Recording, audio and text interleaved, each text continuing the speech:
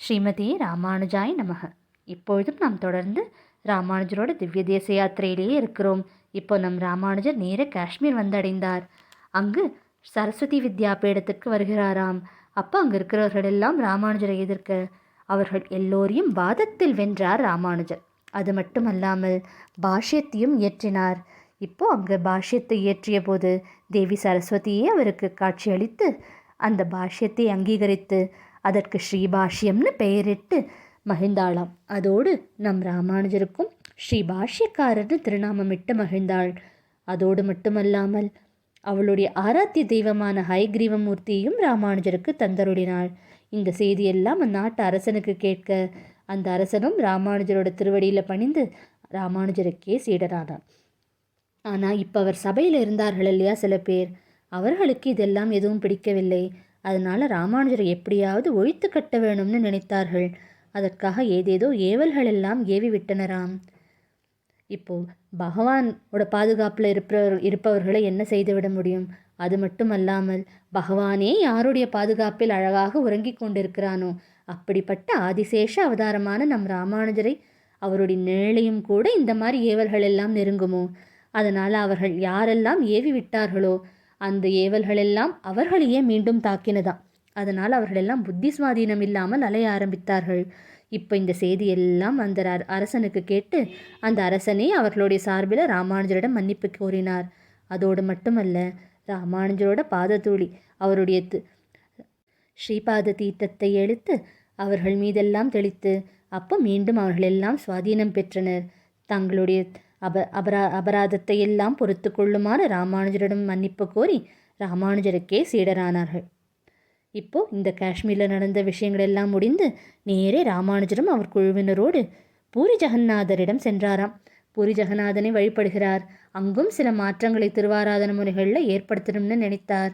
ஆனால் எப்படி திருவனந்தபுரத்தில் மக்கள் எல்லாம் கோரிக்கை வைத்தார்கள் இல்லையா பக்தர்கள், அதே போலவே இங்கும் பக்தர்கள் எல்லாம் காலம் காலமாக செய்து வருவது போலவே தங்களுக்கு திருவாராதன முறைகளை செய்ய வேணும்னு பிரார்த்திக்க பகவானும் ஒப்புக்கொண்டு ராமானுஜரை இரவோடு இரவாக கூர்மன்ற இடத்திற்கு அனுப்பிவிட்டார். இப்போ ராமானுஜர் கூர்மத்திற்கு வந்து விட்டார்.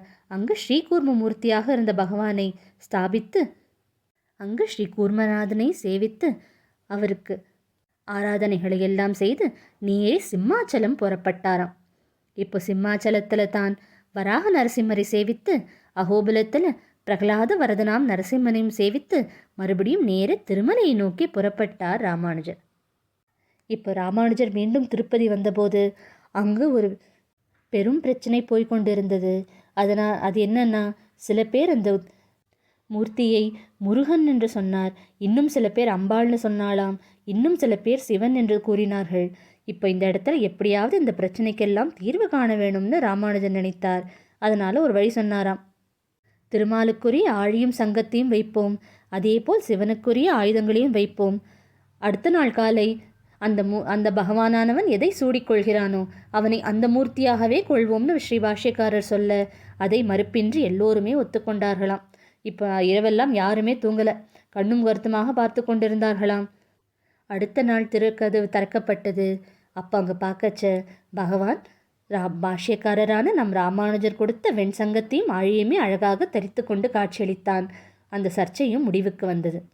அன்று நம் ராமானுஜர் அப்பனுக்கு ஆழி சங்களித்த அண்ணல்னு ஆனார். ஒரு சமயம் திருவேங்கடமுடையான் தொண்டைமான் சக்கரவர்த்திக்கு பக்தியோடு அவனுடைய பக்தியை மெச்சி தன்னுடைய சங்கத்தையும் சக்கரத்தையும் தந்தருளினான். இப்போ அதே சங்கும் சக்கரமும் நாம் ராமானுஜரால் மீண்டும் பெற்று அழகாக ஜொலிக்கலானான். திருவேங்கடமுடையானோட திருமார்பில் திருமகளை அழகாக எழுந்தருள பண்ணினார் ராமானுஜர். அதனால் அவர் திருவேங்கடமுடையானுக்கு மாமனாரும் ஆனாராம். அங்கு தோமாலை சேவை ஏற்படுத்தினார். அதோடு மட்டுமல்ல, சாற்று முறையோடு திருப்பாவையும் சேர்த்து வைத்தார். வெள்ளிக்கிழமைகளில் நாச்சியார் திருமொழி பாசுரங்களையும் அனுசந்திக்குமாறு நியமித்தாராம். இப்பொழுதும் திருமலையில் ராமானுஜர் இன்றும் சொல்லியபடியே தான் நடைபெற்று வருகின்றன. இனி நாமும் தொடர்ந்து ராமானுஜரோட யாத்திரையில் அவரோடு சேர்ந்து பயணிப்போம். ஸ்ரீமதே ராமானுஜாய நமக.